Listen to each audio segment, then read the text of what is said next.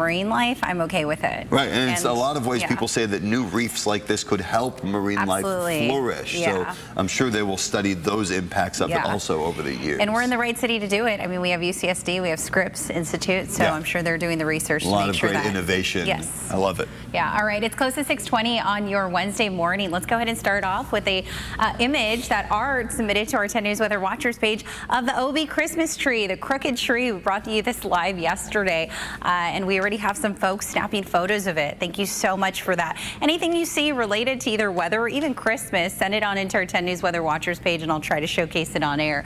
All right, here's what you need to know as we get the second half of your work week going. You've probably noticed it's a lot more foggier out there. Maybe you have stepped outside, maybe you haven't. Leave a little time for travel because we are seeing it hindering visibility. All right, foggy mornings all the way through Thursday. Overall, pleasant days on tap. We do have changes on the way, though. On Friday, we'll have a dry and warm pattern, all due to the return of Santa Ana's, and we're talking about 80s making a return inland. We will have improvement early next week. We'll have cooler, less dry conditions by then. All right, here's a look at some of the fog I just mentioned. San Diego slightly disappearing here across the bay from Coronado. Visibility is the worst right now in Fallbrook, right along the 15. So if you're waking up anywhere near that neighborhood, I would leave time for travel because that's where we're seeing the worst of the fog. If you're headed out for that morning jog, kudos to you.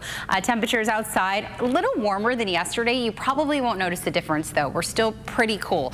We're waking up in the 50s along the coast. We'll stay in that range all the way through 9 a.m. and the inland spots are waking up in the 40s mostly. I am tracking some 30s out there for areas like Ramona. You're waking up in the mid to upper 30s.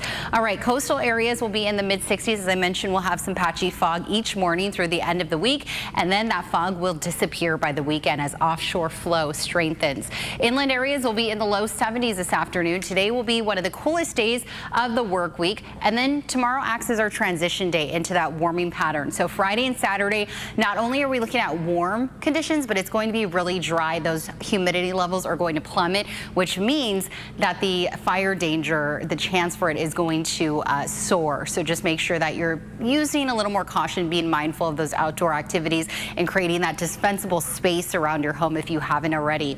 Low 60s along the mountain communities all the way up until Friday. A little bit of warming on Saturday, and then we're cooling back down by early next week. Desert highs mid to upper 70s this afternoon. 80s on top all the way through Saturday, then 70s back in the picture on Sunday.